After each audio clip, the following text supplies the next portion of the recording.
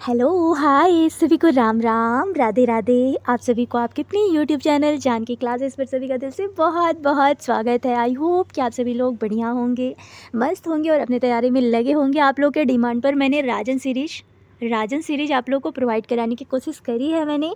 ये सारे आपके अति लघु उत्तरीय प्रश्न है, ठीक है। तो थोड़ा सा पेशेंस बना के ज़रूर वीडियो में एंड तक बने रहिएगा। फर्स्ट क्वेश्चन आप लोग के डीएलएड में पूछा गया था कि हमारी संविधान जो है कि किस अनुच्छेद में हमारे मौलिक अधिकार मिले हैं। तो आप सबको पता है कि 12 से 35 तक के हमारे मौलिक अधिकार का वर्णन मिलता है। और ये क्वेश्चन आप लोग के डीएलएड में एक और पूछ के आया था कि 42वां संविधान संशोधन है कब लागू हुआ था।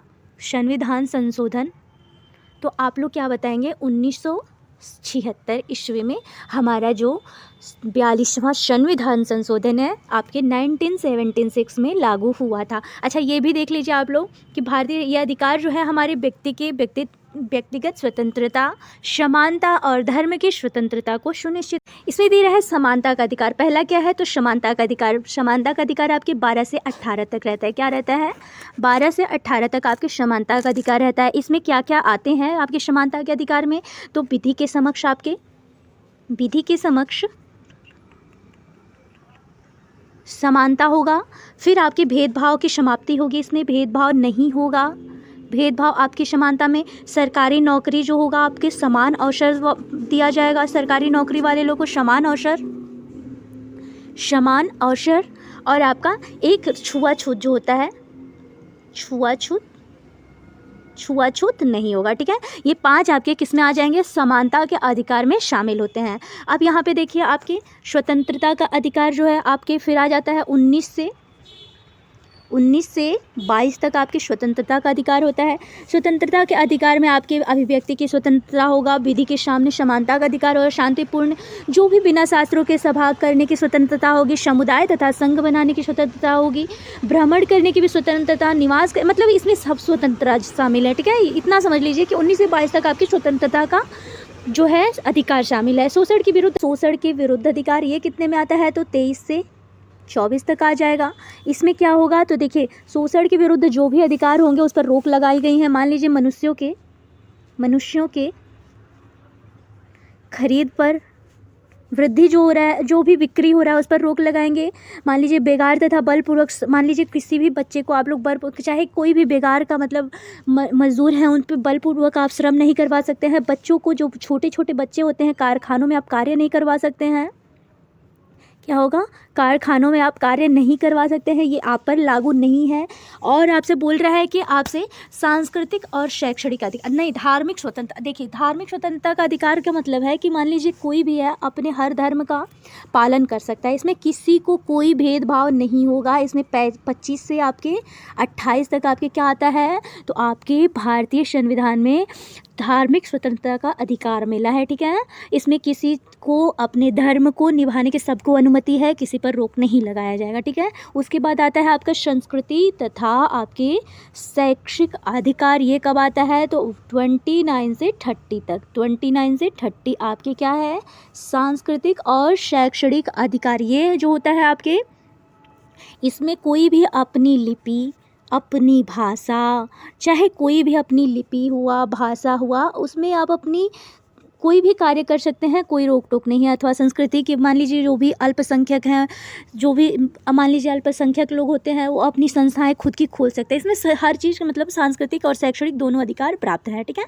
अब नेक्स्ट क्वेश्चन आप लोग देख लीजिए, 42वें संविधान। देखिए यहाँ पे दिया भी है, देखिए यहाँ पे दिया भी था। और 42वें संविधान संशोधन के मिनी संविधान भी क्यों कहा जाता है, तो 42वें संविधान संशोधन को 1976 को मिनी संविधान इसलिए कहा जाता है क्योंकि इसमें कई व्यापक बदलाव किए गए। महत्वपूर्ण क्या क्या था, तो मूल कर्तव्यों को इसमें जोड़ा गया है। आपके संविधान की प्रस्तावना में समाजवादी, पंथ निरपेक्ष और अखंडता शब्द जोड़े गए हैं और केंद्र सरकार को अधिक शक्तिशाली बनाया गया है, ठीक है। एक एक टॉपिक आप लोग ध्यान से देखते चलेगा, आप लोग का एग्जाम एकदम पास में है और आप एकदम एकाग्र मन करके एकदम अच्छे से पढ़ाई करिए। यहाँ पे दे रहा है कि न्याय पंचायतों की भूमिका और उनका महत्व क्या है।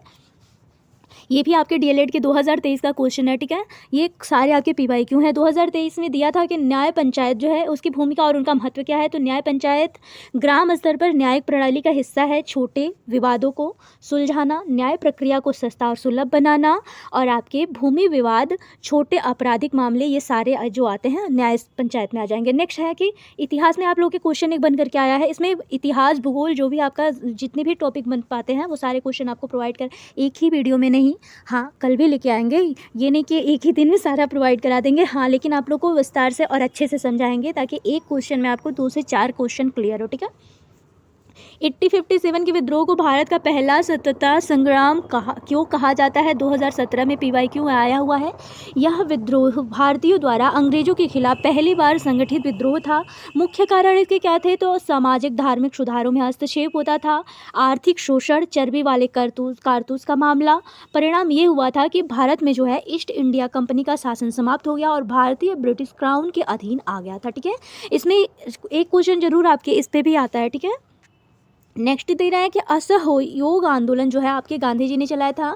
आंदोलन के मुख्य उद्देश्य क्या था, तो विदेशी वस्त्रों का बहिष्कार जो है इसमें असहयोग आंदोलन का मुख्य कारण था। स्वदेशी वस्त्रों का उपयोग, आपके सरकारी पदों से त्याग और विदेशी शिक्षा का बहिष्कार, ये सारे टॉपिक आपको पहले एक वीडियो में प्रोवाइड करा चुकी हूँ मैं, ठीक है। विदेशी शिक्षा का बहिष्कार, सरकारी पदों से त्याग और आपके क्या दिया था, स्वदेशी वस्त्रों का उपयोग, ये सारे आपके आ जाएंगे असहयोग आंदोलन के कारण।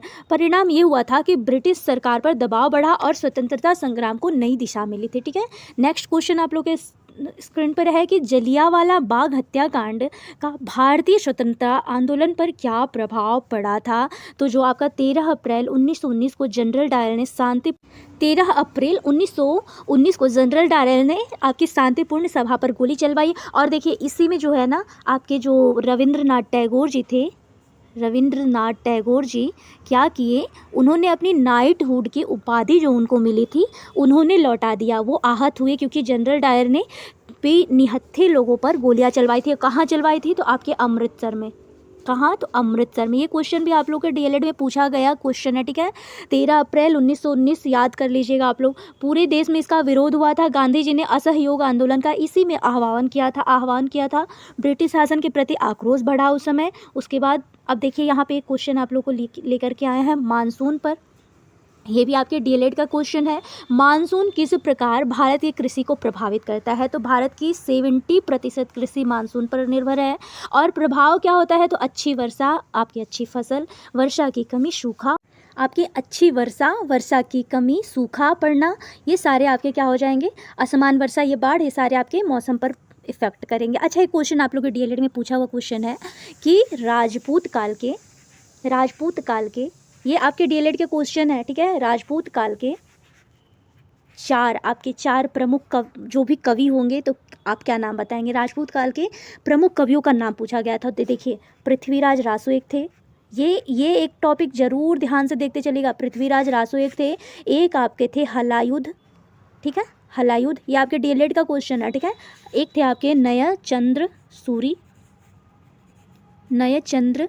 सूरी और एक थे आपके पदम गुप्त। ये आपको पता है ये चारों कवि जो थे ना आपके राजपूत काल के। और ये क्वेश्चन आपके डीएलएड में आया हुआ था, मैंने इसमें टाइप नहीं किया, ये क्वेश्चन आप लोग को आया हुआ क्वेश्चन है इसलिए आपको बता रही हूँ, ठीक है। एक और क्वेश्चन आप लोगों में पूछा गया था कि भोज प्रबंध किसकी रचना है। भोज प्रबंध आपकी किसकी रचना है,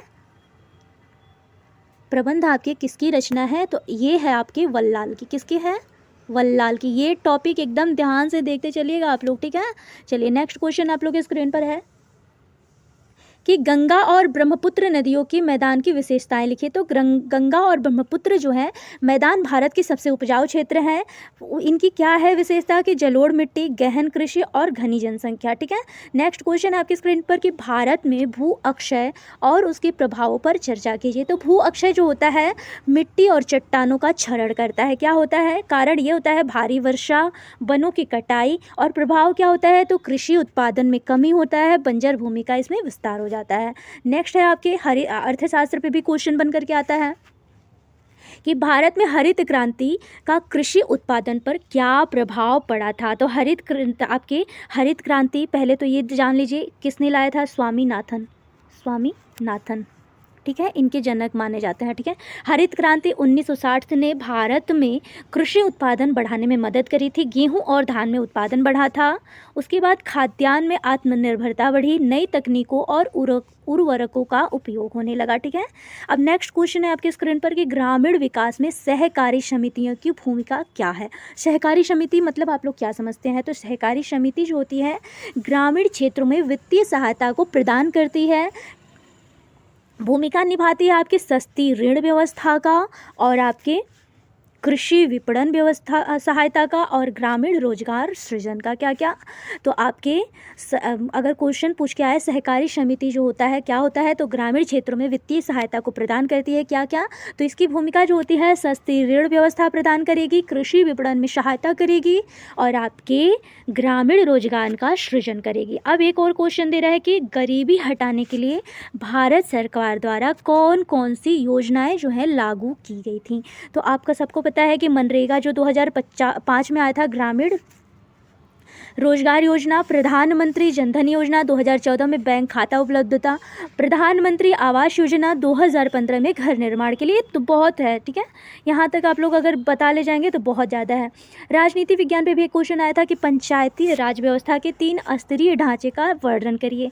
क्या क्या? तो ग्राम पंचायत आपके ग्राम स्तर पर होता है, पंचायत समिति जो होता है आपके ब्लॉक स्तर पर होता है और जिला परिषद जो होता है आपके जिला स्तर पर होता है। अच्छा, एक क्वेश्चन आप लोगों के डीएलएड में पूछा हुआ था कि वाष्पीकरण जो होता है, वाष्पीकरण से आप क्या समझते हैं? तो वाष्पीकरण का मतलब आप लोगों को पता है किसी भी तत्व, कोई भी तत्व हो, अगर कोई तत्व मान लीजिए किसी भी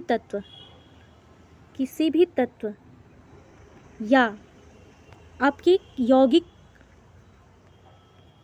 या द्रव्य हो, द्रव्य अवस्था में होगा। ठीक है, द्रव्य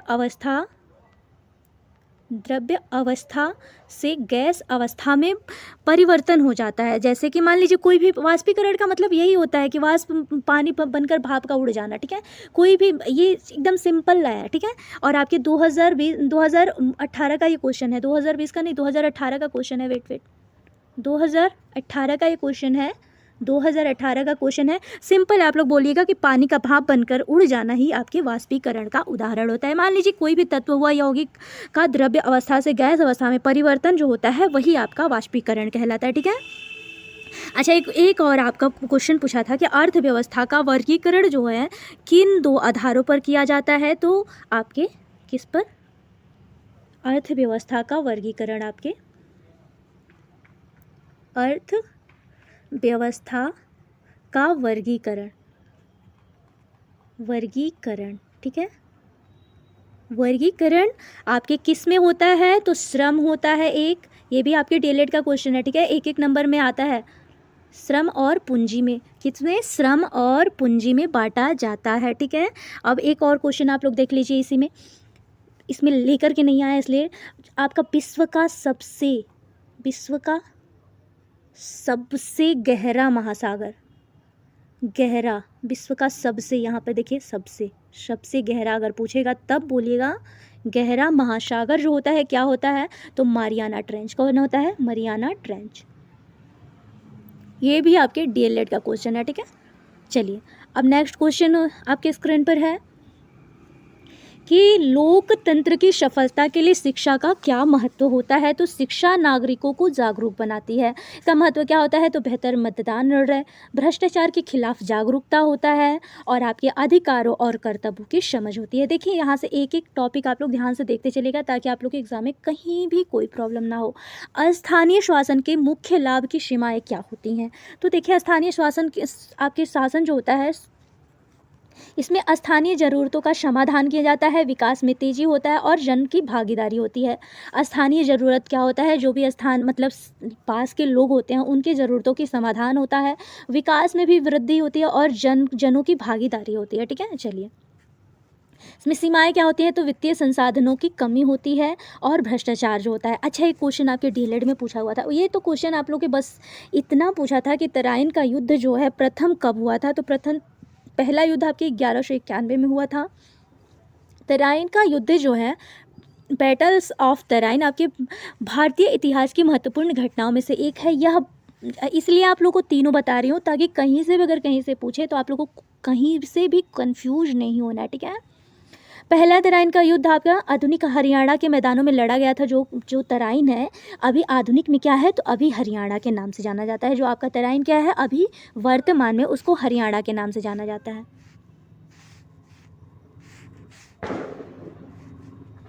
पृथ्वीराज चौहान और दिल्ली और अजमेर के राजा जो हैं 1191 ईस्वी में इन दोनों लोगों में हुआ था। सेकंड हुआ था आपके मोहम्मद गोरी गजनवी। उस समय कौन था? मोहम्मद गोरी गजनी का शासक। कारण क्या था? तो मोहम्मद गोरी ने भारत में विस्तार करने के लिए तराइन पर आक्रमण किया। परिणाम ये हुआ कि आपके पृथ्वीराज चौहान ने इस युद्ध में विजय प्राप्त की और गोरी की सेना को पूरी तरह से पराजित कर दिया। आपके दूसरा जो हुआ था आपके तराइन का युद्ध 1192 में हुआ। इसमें कौन था? तो पक्ष पृथ्वीराज चौहान और आपके मोहम्मद गोरी थे। कौन थे? पृथ्वीराज चौहान और आपके मोहम्मद गोरी। गोरी ने अपनी पराजय का बदला लेने और भारत में स्थायी राज्य स्थापित करने के लिए दोबारा हमला किया। रणनीति ये था कि मोहम्मद गोरी ने इस बार तैयारी करी थी कि अपनी नई रणनीतियों के साथ इसने नई रणनीतियों के साथ हमला किया, ठीक है। परिणाम ये निकला कि पृथ्वीराज चौहान इसमें पराजित हो गया, ठीक है। और गोरी ने पृथ्वीराज को बंदी बना लिया और चौहान साम्राज्य समाप्त हो गया इसमें, ठीक है। यह युद्ध भारत में मुस्लिम शासन की स्थापना की शुरुआत करती है। कौन? 1192 जो आपके पृथ्वीराज चौहान और मोहम्मद गोरी के बीच लड़ाई होता है, ठीक है। महत्व ये होता है कि पहले युद्ध ने भारत की सामरिक शक्ति को उजागर किया और दूसरे युद्ध ने उत्तरी भारत में मुस्लिम शासन की नींव रखी और तराइन के युद्धों ने भारतीय इतिहास में सत्ता के बड़े बड़े बदलाव का मार्ग भी प्रशस्त करा था। एक टॉपिक आप लोग ध्यान से देखते चलिएगा ताकि आप लोगों को कहीं कन्फ्यूजन ना हो। अब यहाँ पे देखिए एक क्वेश्चन आप लोग के ज्वार भाटा पे भी क्वेश्चन आता है। ज्वार भाटा क्या होता है? तो ज्वार भाटा जो होता है समुद्र में पानी के उतराव चढ़ाव को कहा जाता है जो मुख्य रूप से चंद्रमा और सूर्य की गुरुत्वाकर्षण शक्ति के प्रभाव से होता है। इसमें क्या होता है? तो ज्वार भाटा का कारण ये होता है कि चंद्रमा के प्रभाव, जब चंद्रमा पृथ्वी के पास होता है तो उसकी गुरुत्वाकर्षण शक्ति समुद्र के पानी को अपनी ओर खींचती है और जिससे समुद्र स्तर में वृद्धि होती है जिसे ज्वार कहा जाता है। और जब चंद्रमा पृथ्वी से दूर होता है तो समुद्र का पानी वापस खींचा जाता है जिसे भाटा कहा जाता है। क्या होता है? जब चंद्रमा पृथ्वी के पास होता है तो उसकी गुरुत्वाकर्षण जो होती है शक्ति समुद्र के पानी की ओर अपनी ओर खींचती है जिससे समुद्र स्तर में वृद्धि होती है और उसे ज्वार कहा जाता है। और जब चंद्रमा जो होता है पृथ्वी से दूर हो जाता है तो समुद्र का जो पानी होता है उसे वापस खींचने लगता है, उसे ही भाटा कहा जाता है, ठीक है। सूर्य का प्रभाव क्या होता है? तो सूर्य की भी गुरुत्वाकर्षण शक्ति होती है लेकिन इसका प्रभाव चंद्रमा की तुलना में कम होता है। जबकि पृथ्वी और चंद्रमा जो सूर्य और पृथ्वी और चंद्रमा एक क्षैतिज रेखा में होते हैं तो सूर्य और चंद्रमा का प्रभाव मिलकर उच्चतम ज्वार पूछा जाए तो अगर जब आपका सूर्य और पृथ्वी और चंद्रमा जब एक सीधी रेखा में होंगे तब क्या होगा? आपके उच्चतम ज्वार की उत्पत्ति होती है, ठीक है। ज्वार भाटा के प्रकार कितने होते हैं? एक होता है उच्च ज्वार, यह तब होता है जब समुद्र का पानी सबसे ऊंचा होता है। एक होता है आप लोग के निम्न ज्वार, यह तब होता है जब समुद्र का पानी सबसे नीचा होता है, ठीक है। ज्वार भाटा के प्रभाव क्या होते हैं? तो समुद्री जीवों के लिए ज्वार भाटा महत्वपूर्ण माना जाता है क्योंकि इससे इनका आहार और आवास जो होता है प्रभावित होता है। मानव गतिविधियां क्या होती हैं? तो मछली पकड़ने और समुद्री तट पर अन्य गतिविधियों के लिए ज्वार भाटा का समय ध्यान में रखा जाता है। इसमें नौवाहन क्या होता है? तो ये भी देख लीजिए ज्वार भाटा से नौकाओं के चलने और बंदरगाहों में जहाज़ों के लंगर डालने की प्रक्रिया जो होती है उसे प्रभावित होती है। अच्छा एक अगर आप लोगों से इसी में पूछ दे कि अपक्षय क्या होता है, ठीक है। अपक्षय क्या होता है? ये भी आपके डीएलएड का क्वेश्चन है। तो अपक्षय वह होता है ना जो भी पृथ्वी की सतह